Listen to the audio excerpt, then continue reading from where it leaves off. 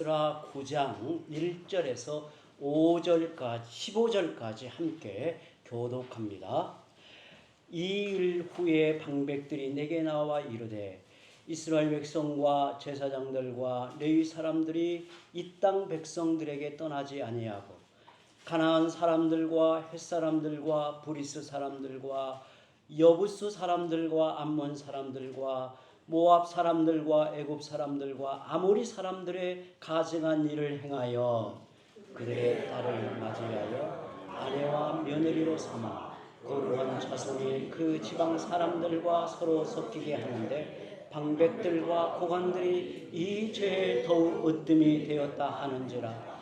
내가 이 일을 듣고 속옷과 겉옷을 찢고 머리털과 수염을 뜯으며 기가 막혀 앉으니 이에 이스라엘의 하나님의 말씀으로 말미암아 떠는 자가 사로잡혔던 이 사람들의 죄 때문에 다 내게로 모여오더라. 내가 저녁 제사 드릴 때까지 기가 막혀 앉았더니 저녁 제사를 드릴 때에 내가 근심 중에 일어나서 속옷과 겉옷을 찢은 채 무릎을 꿇고 나의 하나님 여호와를 향하여 손을 들고 말하기를 나의 하나님이여 내가 부끄럽고 낯이 뜨거워서 감히 나의 하나님을 향하여 얼굴을 들지 못하오니 이는 우리 죄악이 많아 정수에 넘치고 우리 허물이 커서 하늘에 미침이니이다. 우리 조상들의 때로부터 오늘까지 우리의 죄가 심하매 우리의 죄악으로 말미암아 우리와 우리 왕들과 우리 제사장들을 여러 나라의 왕들의 손에 넘기사 칼에 죽으며 사로잡히며 노략을 당하며 얼굴을 부끄럽게 하심이 오늘날과 같으니이다.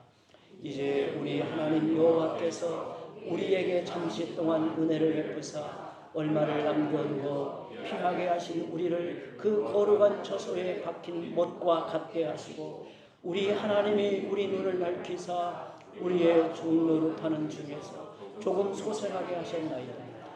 우리가 비록 노예가 되었사오나 우리 하나님이 우리를 그 종살이하는 중에 버려두지 아니하시고 바사 왕들 앞에서 우리가 불쌍히 여김을 입고 소생하여 우리 하나님의 성전을 세우게 하시며 그 무너진 것을 수리하게 하시며 유다와 예루살렘에서 우리에게 울타리를 주셨나이다.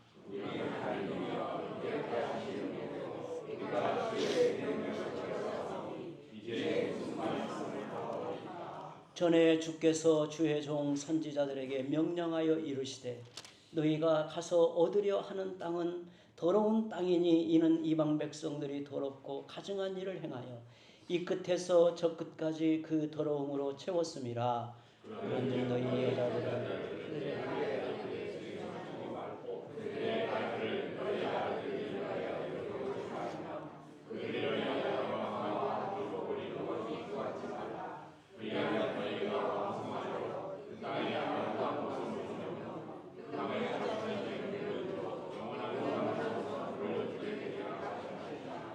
우리의 악한 행실과 큰 죄로 말미암아 이 모든 일을 당하였사오나 우리 하나님이 우리의 죄악보다 형벌을 가볍게 하시고 이만큼 백성을 넘겨주셨사오니 우리가 우리 자신의 죄를 거역하고 이까지 백성들과 통합하오니까 그리하면 주께서 죄를 위하시고 나만 대하여 같이 읽습니다. 이스라엘 하나님 여호와여 주는 의로우시니 우리가 남아 피한 것이 오늘날과 같사옵거늘 도리어 주께 범죄하여 싸우니 이로 말미암아 주 앞에 한 사람도 감히 서지 못하겠나이다 하니라. 아멘. 아멘. 우리는 살아가면서 누군가와 관계가 틀어지기 시작할 때 경험하게 되는 어떤 느낌을 잘 알고 있습니다. 가족이나 오랜 친구 혹은 사랑하는 사람들 간에 서운함이 쌓이고 오해가 생기면 겉으로는 아무런 문제가 없는 척 대화를 해도 마음이 답답하고 섭섭한 속내가 드러납니다. 그럴 때 우리가 느끼는 솔직한 마음은 나와 친밀한 관계, 사랑하는 관계일수록 미안함과 부끄러움일 것입니다. 내가 먼저 다가가 마음을 열고 내가 잘못했어 라고 말하면 끝날 문제인 줄도 알면서도 자존심 때문에 핑계를 대고 자꾸만 그 관계를 방치하곤 합니다. 하지만 관계가 완전히 깨어지기 전에 누군가 먼저 손을 내밀고 진심으로 다가설 때 비로소 어긋났던 마음이 제자리를 찾기 시작합니다. 하나님과 신자들의 관계도 이와 비슷합니다. 하나님은 항상 우리를 향해 차고 넘치는 은혜와 사랑을 부어주기를 원하십니다. 그러나 정작 그 사랑을 받아 누려야 할 우리의 마음이 닫혀 있거나 세상의 바쁜 일과 욕심으로 관심이 없는 경우를 봅니다. 은혜 받을 그릇이 준비되지 않은 상태인 거죠. 그런데도 하나님은 사람과 달리 포기하지 않으시고 은혜 받을 만한 때를 주신다는 사실입니다. 하나님은 오늘 또 우리를 부르시고 우리의 마음을 깨우고 계십니다.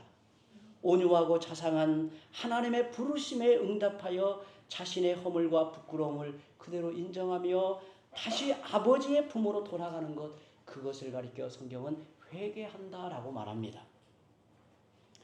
회개는 나를 혼내시는 하나님 앞에 두려워 떠는 게 아니라 어긋난 하나님과의 관계를 다시 바로잡는 복된 회복의 시작이라는 거예요.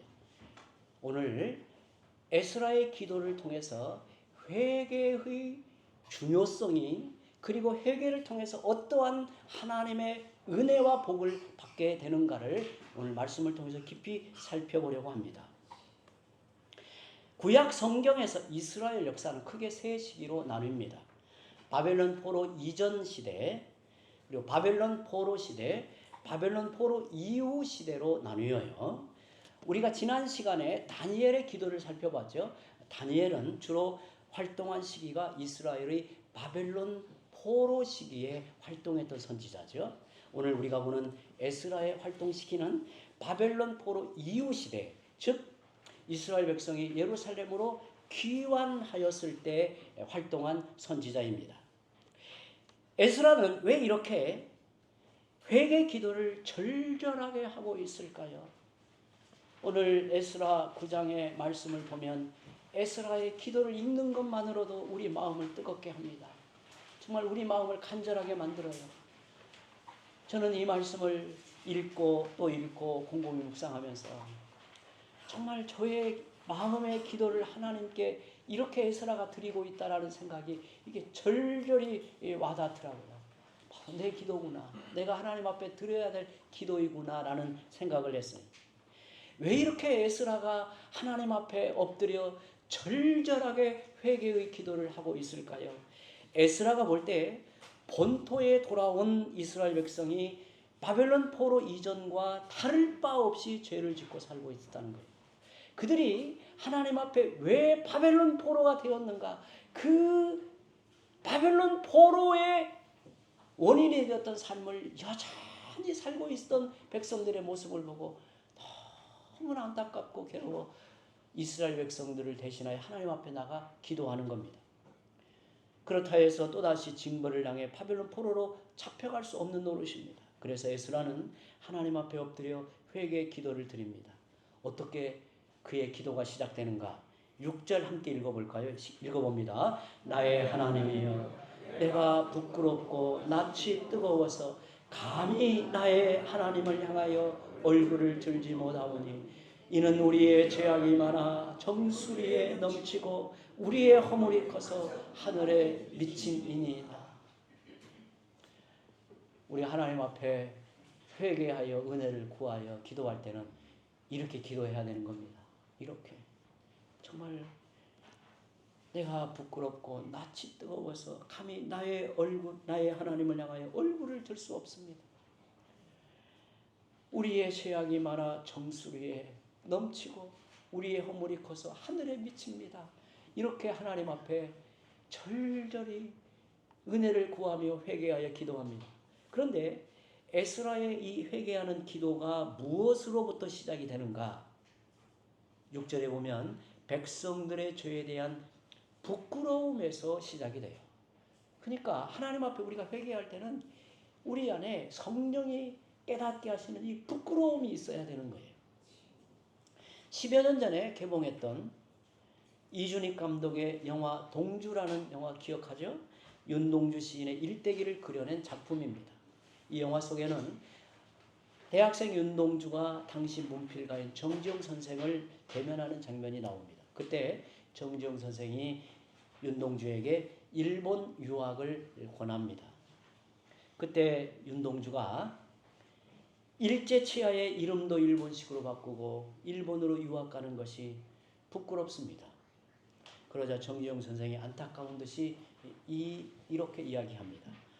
부끄러움을 느끼는 것은 부끄러운 것이 아니네. 부끄러움을 느끼지 못하는 게 진짜 부끄러움이지. 참된 회개는 이전에 부끄럽지 않던 죄를 부끄럽게 여기는 데서 시작이 됩니다. 부끄러움이 무엇인가를 잘 이해하기 위해서는 죄책감과 부끄러움을 잘 구별해서 이해하는 게 중요해요. 우선 죄책감은 사탄이 우리 속에 일으키는 감정입니다.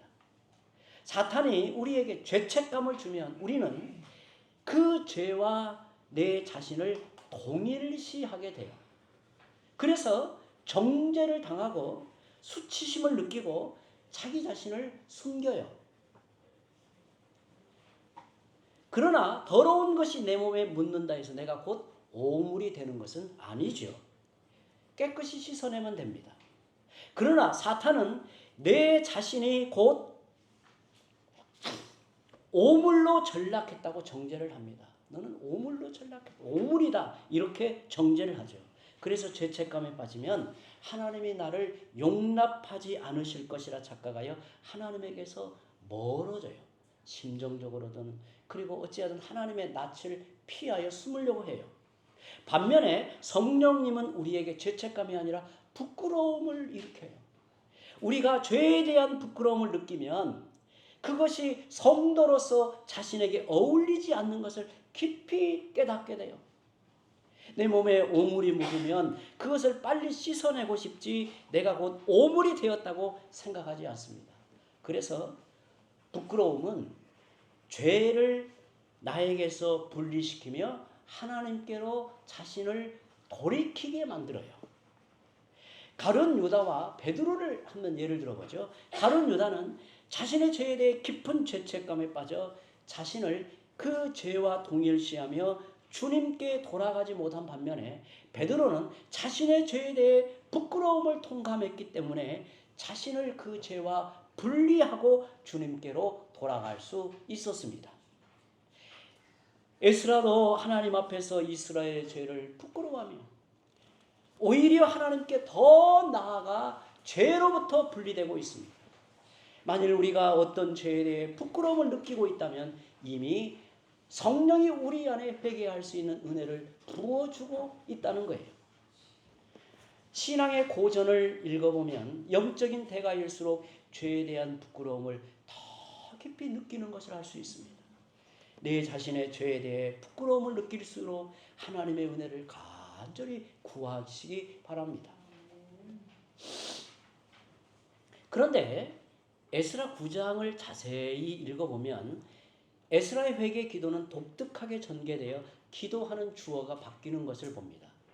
6절에 나의 하나님으로 시작을 하죠. 그런데 9절, 10절, 13절에는 우리의 하나님으로 확대가 되고 마지막 15절에는 이스라엘의 하나님 여호와여라고 하나님을 부릅니다. 15절에서 이스라엘의 하나님이여라고 민족적인 중보를 하기 전에 9절, 10절, 13절에서 우리 하나님이여라고 공동체의 중보 기도를 하고 그 전에 6절에서 나의 하나님이여라고 개인적인 기도를 하고 있습니다. 이는 바로 기도의 동심원 구조입니다. 에스라는 이스라엘 백성의 죄를 자신의 죄로 여기며 기도하기 전에 먼저 하나님 앞에서 자신의 죄를 회개하고 있습니다. 우리가 누군가를 위해 중보 기도를 하기 위해서 먼저 나부터 하나님과 깊은 관계를 유지하는 게 중요해요. 비행기가 이륙하기 전에 승무원이 안전수칙을 설명할 때 비상시에 산소 마스크를 반드시 누구부터 착용하라고 합니까? 기억나죠? 나부터 착용하라고 합니다. 그게 이기적인 게 아니에요. 그래야 나도 살고 옆에 있는 사람을 도울 수 있기 때문에 그렇습니다. 우리는 대개 나 자신의 죄보다는 다른 사람의 죄에 대해 더 민감한 관심을 갖는 경향이 있습니다. 소위 뒷담화라는 게 무엇일까요? 끼리끼리 모여서 다른 사람의 허물에 대해 이야기하면서 그 사람을 아예 이상한 사람으로 취급하는 거 아니겠어요? 그러나 뒷담화를 자주 하는 사람일수록 자기 자신의 죄에 대한 인식은 무딜 가능성이 많습니다. 나와의 관계에서 하나님은 다른 사람의 죄에 대해서는 관심이 없어요. 바로 나의 허물과 연약함에 대해 하나님은 관심을 가지신다는 거예요. 여호수아에 나오는 가나안 정복 전쟁을 보면 그 땅을 점령할 때 반드시 먼저 가나안 족속을 내쫓아야 된다고 그래요. 그런데 그 지파 중에 므낫세 지파를 보면 가나안 족속을 쫓아내지 못하자 거기에 자리 잡고 살고 있던 그 원 족속은 생각하기를 이 사람들이 우리를 끝까지 쫓아낼 의지가 없구나. 그러면 여기서 그들과 같이 살아도 되겠네 하고 그 땅에서 버티고 나가지 않습니다. 마찬가지로 우리가 내 안에 뿌리 내린 죄를 끝까지 뽑아내지 않으면 어느 순간 그 죄는 우리를 지배하고 죄의 종노릇을 하게 되는 것을 봅니다. 여호수아 17장 12절 제가 읽습니다. 그러나 므낫세 자손이 그 성읍들의 주민을 쫓아내지 못하며 가나안 족속이 결심하고 그 땅에 거주하였더니 우리가 끝까지 쫓아내지 못해서 우리 안에 굳게 자리 잡은 죄가 있다면 어떤 죄일까요? 우리가 죄를 짓는 즉시 우리는 연약하여 죄를 지을 수밖에 없죠. 죄를 짓는 즉시 하나님 앞에 나아가 죄의 용서를 받고 살아야 하는 이유는 진실로 죄를 고백할 때 그 죄는 무력화된다는 거예요. 우리가 하나님께 은혜를 입은 백성으로 살아갈 때 때로는 연약하여 허물도 있고 죄를 짓습니다. 가장 중요한 것은 하나님 앞에 진실로 자신의 죄를 고백하여 그 죄가 우리 속에서 권세로 영향력을 주지 못하도록 무력화시키는 게 중요해요. 그래서 죄의 지배 아래 빠져들지 않는 것이 중요하단 말이죠. 우리는 생각할 때 그것이 그렇게 중요한 문제인가? 정말 이게 중요합니다. 정말 중요해요. 우리는 크고 작은 죄를 다 지을 수 있어요. 저도 마찬가지예요. 그때 하나님께 그 죄를 무시하고 덮고 넘어가면 그 죄는 그걸로 우리의 기억에서 사라지는 게 아니에요. 죄는요 아주 독특한 성격이 있어요. 그것이 우리 안에서 왕노릇하는 자리까지 커진단 말이에요. 그래서 그 죄를 솔직히 진실하게 하나님 앞에 고백하여 그 죄가 무력화되게 하는 것이 중요하다는 겁니다. 에스라는 자신의 죄를 고백하고 공동체의 죄를 고백하고 자기 민족의 죄를 고백하면서 이스라엘이 그 죄의 지배로부터 벗어나 자유하는 은혜의 백성으로 나아가기를 바라며 이 기도를 하는 겁니다. 그런데 에스라 9장의 기도를 자세히 보면 죄의 고백이 절절할 뿐 용서해 달라는 간구가 빠져 있습니다. 왜 그럴까? 저는 이 기도를 볼 때 이게 참 이상하게 여겨지더라고요. 그런데 곰곰이 생각하면 회개의 완성이 무엇인가를 가리키고자 하는 거예요. 사무엘하 12장에서 다윗이 밧세바를 간음한 일에 대해 나단 선지자가 다윗의 정곡을 찌를 때 그는 단 한마디만 합니다. 사무엘하 12장 13절에 내가 여호와께 죄를 범하였노라. 그 사실을 솔직히 인정합니다. 이 말은 하나님께 처분을 맡긴다는 거예요. 하나님 나를 불쌍히 여겨주시기를 맡기는 거예요. 거기에다가 말을 덧붙이는 순간에 그는 변명으로 가는 거예요. 이게 중요해요.